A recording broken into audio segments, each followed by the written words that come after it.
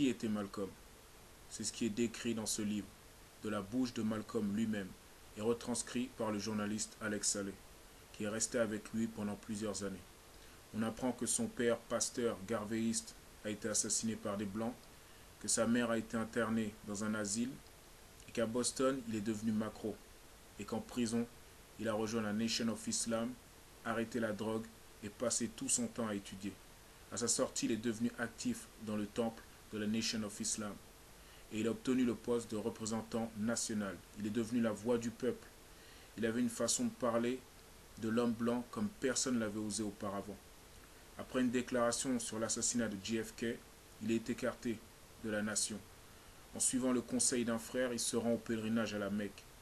Et il est étonné arrivé là-bas qu'en étant ministre de la Nation of Islam, il ne savait pas prier, il ne savait pas réciter sa prière en arabe.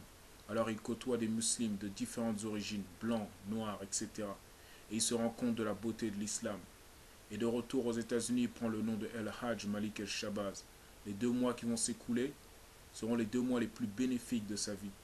Il crée une organisation, Muslim Mosque Inc.